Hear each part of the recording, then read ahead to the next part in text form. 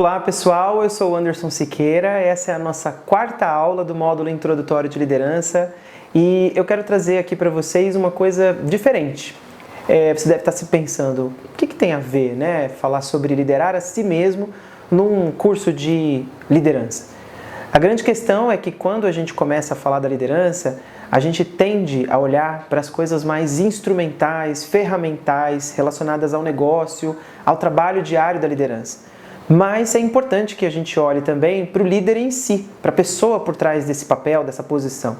E liderar a si mesmo é talvez a ferramenta-chave de uma liderança de sucesso, porque sem a gente conseguir conquistar essa competência, essa habilidade de liderar a si mesmo, a gente dificilmente vai conseguir alcançar resultados que sejam sustentáveis.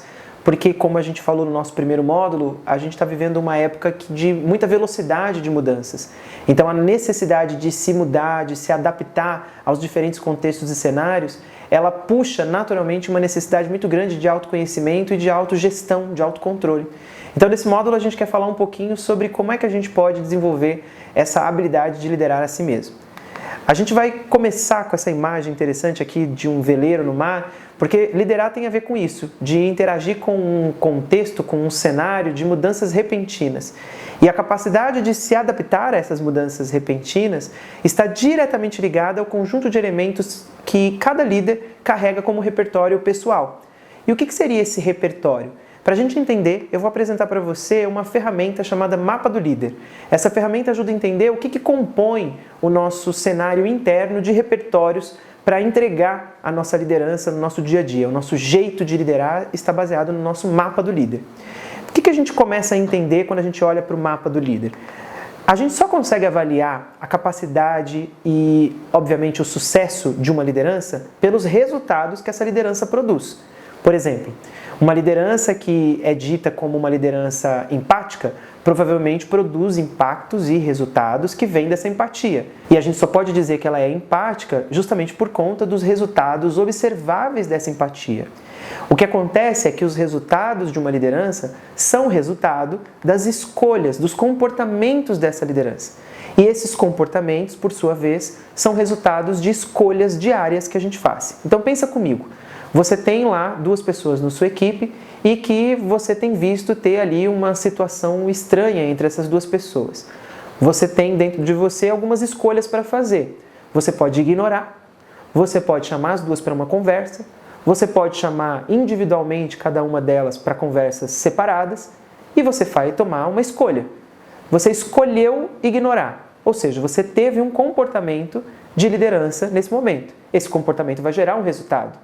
E esse resultado é sua responsabilidade. O que acontece é que as nossas escolhas, e a gente tem essa visão, elas não são fruto só da nossa racionalidade. Não é só a nossa competência técnica e a nossa inteligência que define aquilo que a gente escolhe no nosso dia a dia. A gente tem uma série de coisas e de variáveis que vão afetar as nossas escolhas no nosso dia a dia. Por exemplo, quando a gente olha o mapa do líder, a gente vai ter três grandes dimensões logo de cara que afetam as nossas escolhas. A primeira delas são os nossos modelos mentais. O que são os modelos mentais? São a qualidade da evolução, da maturidade daquilo que a gente carrega como mentalidade. Ou seja, os nossos pontos de vista, as nossas crenças. Então, por exemplo, uma pessoa que acredita que as coisas só vão acontecer se ela estiver junto, ela vai ter um comportamento diário, escolhas diárias de aproximação, de controle, de centralização. Porque ela acredita, numa das suas crenças, que se ela não estiver perto, as coisas não acontecem. Da mesma maneira, uma pessoa que não acredita que é relevante entregar algo impecável, ela provavelmente não vai ter comportamentos que sejam críticos, de exigência de um resultado excelente e impecável. Além dos modelos mentais, também afetam as nossas escolhas o nosso estilo geral de vida. E esse estilo ele tem a ver com a nossa história de vida, ele tem a ver com os nossos valores. Por exemplo, imagina que você é um líder de uma área financeira de uma empresa. E que você viveu uma vida muito conturbada financeiramente na sua infância e na sua adolescência com os seus pais. Uma vida que os seus pais tinham dívidas e que as coisas ficavam atrasadas e que o nome era inscrito em algum tipo de serviço de crédito e de cobrança. Naturalmente, no decorrer da sua história de vida, você desenvolveu uma certa capacidade de lidar com mais versatilidade a esses momentos de altos e baixos financeiros.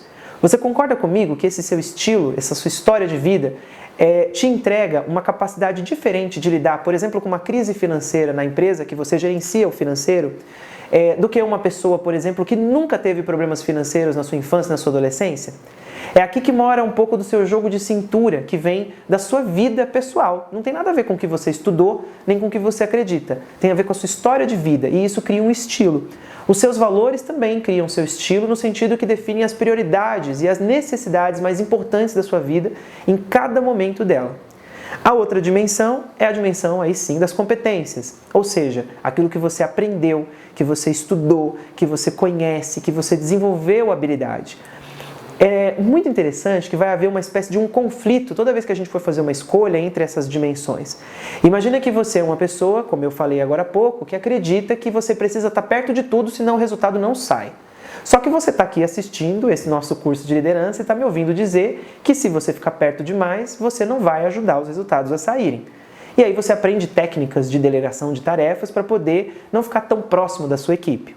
O que vai acontecer? Vai existir um conflito entre aquilo que você acredita e aquilo que você aprendeu, e você vai fazer uma escolha para ter um comportamento, e esse comportamento vai gerar um resultado.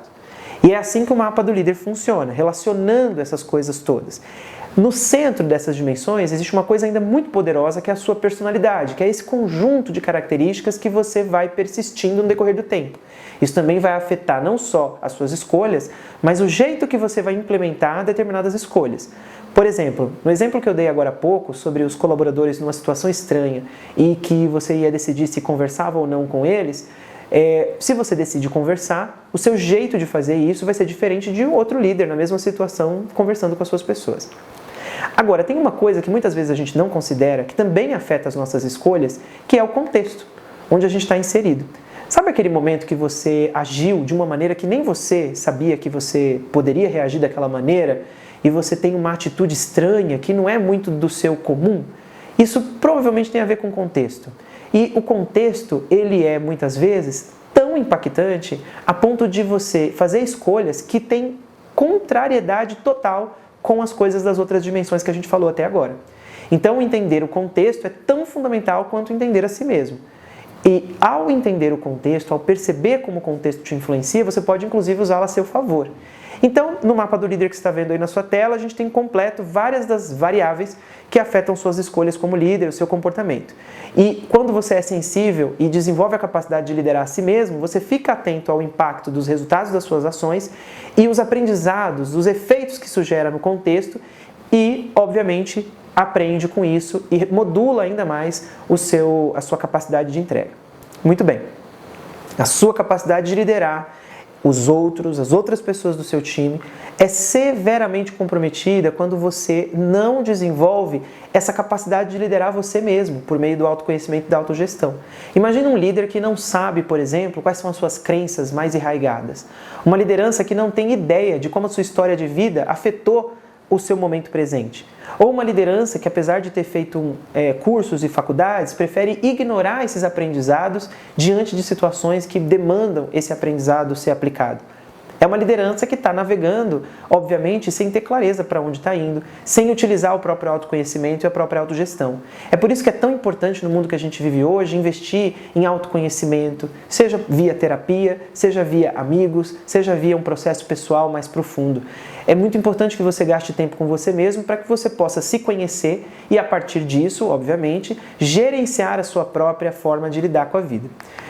Estudos relacionados à inteligência emocional, que é a inteligência que tem a ver com essa conversa que a gente está tendo aqui, eles vão demonstrar que à medida que a gente vai se aprofundando no nosso papel de líder, liderando cada vez posições mais estratégicas, a inteligência emocional ela vai necessariamente ter um impacto ainda maior na capacidade de entregar sucesso, de entregar os resultados.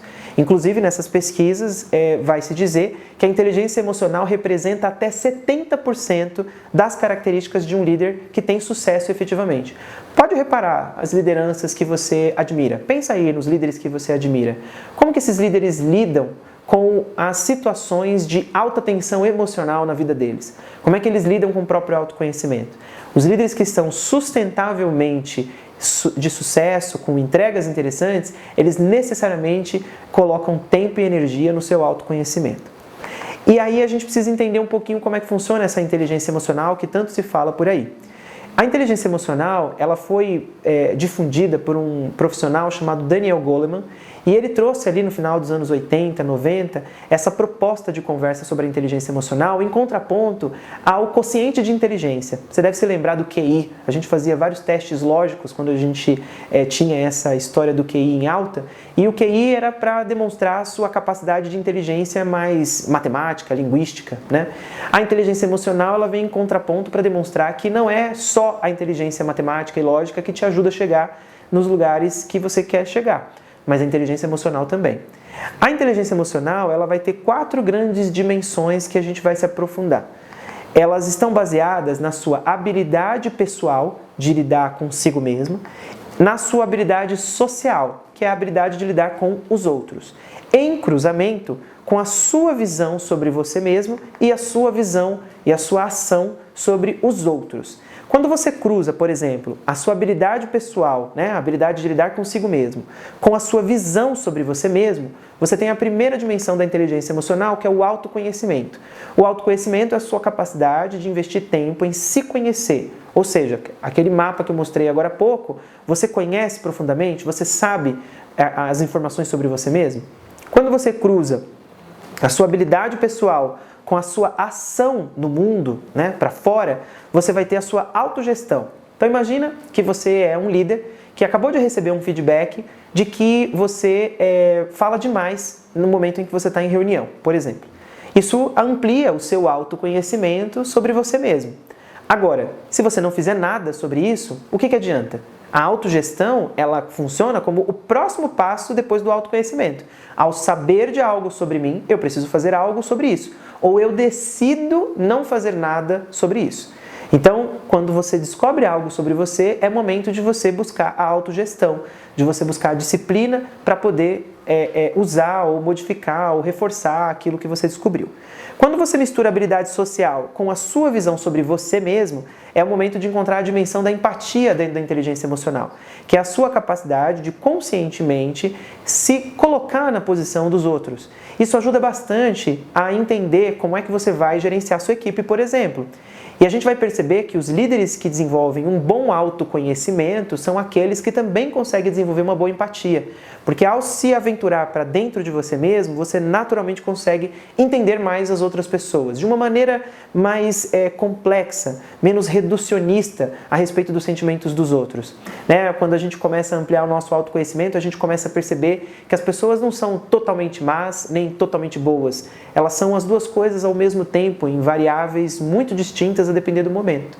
E isso ajuda muito a gente a interagir, diminuir a frustração e lidar com as pessoas de uma maneira mais equilibrada. Quando a gente mistura a minha ação de fato com a minha habilidade social, eu tenho a dimensão de gestão de relacionamentos. Aqui funciona parecido com o autoconhecimento e a autogestão. Assim como o autoconhecimento é a porta de entrada para você fazer a autogestão, a empatia é a porta de entrada para gerenciar relacionamentos. Ou seja, se na empatia você consegue conhecer mais do outro, entender mais o outro, na gestão de relacionamento você vai usar isso de uma maneira intencional para gerenciar seus relacionamentos e, obviamente, estabelecer relações mais efetivas.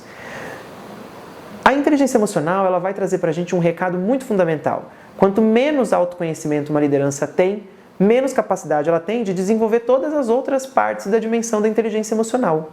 Então a inteligência emocional nasce no autoconhecimento. E o que uma pessoa, um líder com baixo autoconhecimento pode ocasionar numa organização? Existem, naturalmente, consequências se você for um líder sem autoconhecimento. A primeira delas é que existe uma completa possibilidade desse líder não conseguir construir relações fortes de confiança entre as pessoas, sejam líderes ou liderados. Porque uma pessoa com autoconhecimento tem dificuldade de estabelecer relações de confiança profunda, porque muitas vezes o autoconhecimento afasta as pessoas da vulnerabilidade necessária para a confiança. Outra coisa que afeta o baixo autoconhecimento é o medo de conflitos, o excesso de harmonia e a baixa vulnerabilidade nas relações, como eu tinha comentado. Isso acontece porque o baixo autoconhecimento dificulta as pessoas de se entregarem efetivamente para os conflitos que são naturais do dia a dia da empresa ou transformarem esses conflitos em confrontos tóxicos e prejudiciais, ou ir para um campo de excesso de harmonia, quando eu fujo de todos os conflitos para evitar os confrontos com as pessoas. O baixo autoconhecimento também vai diminuir o comprometimento, a motivação e o engajamento das pessoas. A maioria dos líderes com baixo autoconhecimento são distantes, frios em relação à sua equipe. E isso naturalmente prejudica o engajamento, o comprometimento das pessoas. O baixo autoconhecimento também compromete a responsabilidade e a atenção por resultados entre as pessoas. Imagina a seguinte cena: uma equipe que tem claro qual é o objetivo, qual é a meta, ela, em teoria, poderia cobrar uns aos outros a respeito desse caminho. Agora imagina se a sua equipe tem a liberdade de chegar um no outro e cobrar: olha, eu estou vendo que você não cumpriu isso, olha, eu estou vendo que você não fez aquilo. Isso vai gerar mal-estar? Na maioria das vezes, quando gera mal-estar, falta autoconhecimento entre as pessoas do time. Outra consequência é o excesso de competição, centralização, controle e burocracia. Naturais, quanto menos autoconhecimento, menos confiança, mais a necessidade de controle, porque falta confiança. E por último, o desnorteio estratégico e pouca evolução organizacional podem também estar ligados ao autoconhecimento. Eu tive contato com uma liderança uma vez e a gente estava fazendo uma conversa e nessa conversa ele revelou que ele liderava e ele tinha mais de uma empresa porque na visão dele ele precisava provar para o pai dele que ele era um melhor empresário que o pai. Para vocês terem uma ideia, esse profissional era tido como um profissional de muito sucesso na cidade dele e ele tinha, depois dessa conversa, percebi uma coisa muito interessante, porque o pai dele era dono de um escritório de contabilidade muito grande nessa cidade e ele conseguiu, do zero, montar um escritório de contabilidade concorrente do pai e comprou o escritório de contabilidade do pai em determinado momento da carreira dele. E aí ele chegou nesse momento, onde ele tinha tecnicamente alcançado esse objetivo interno dele, e ele não tinha percepção de realização. Ele não se sentia realizado depois de ter construído tudo isso. E aí sim ele foi para uma jornada pessoal e descobriu que tudo isso que ele construiu não foi com um objetivo legítimo de ser um empreendedor de sucesso, mas com o objetivo de provar para o pai dele que ele era melhor. Vejam como o autoconhecimento ruim, baixo, pode levar uma pessoa a uma vida de frustração sem perceber necessariamente que ela está fazendo aquilo. Então, investir tempo em entender mais sobre quem é você, como é que são as suas motivações, é fundamental para você entender para onde você está indo na sua vida. Competências como imaginação, colaboração, abertura ao risco, habilidade para tomar decisões e gerenciar conflitos, todas estão ligadas diretamente com inteligência emocional. E quando a gente olha para o mundo que a gente vive hoje, altamente volátil, de mudança o tempo todo, de altíssima tecnologia, o que vai sobrando para nós, seres humanos, é justamente o trabalho humano, o trabalho que envolve imaginação, colaboração e abertura ao risco. E aí, se eu não desenvolvo inteligência emocional, eu afeto a capacidade do meu time de desenvolver isso. Então, mais uma vez, quero deixar um exercício final de fixação aqui para você. Uma folha de trabalho que está disponível aqui na plataforma para você usar o mapa do líder como um guia para você poder mapear o seu repertório pessoal. Você vai lá usar o campo de modelos mentais para tentar identificar pessoalmente quais são os seus modelos mentais. Para fazer isso, você pode tanto fazer um exercício individual, como você pode conversar com pessoas próximas, da sua família ou mesmo da sua equipe, que possam te oferecer feedbacks para você poder anotar lá no seu mapa do líder como é que você funciona. Tá bom? Para finalizar, quero deixar uma frase de um dos pais da psicanálise, que é o Carl Jung, que diz o seguinte: até você se tornar consciente, o inconsciente vai dirigir a sua vida e você vai chamar isso de destino. Então, eu desejo para você uma liderança de sucesso a partir desses nossos encontros. Esse foi o nosso último encontro do nosso módulo de introdução à liderança e eu espero que sirva para que você possa dar seus primeiros passos como líder e entregar uma liderança de sucesso para a sua organização. Até o próximo encontro. Até mais.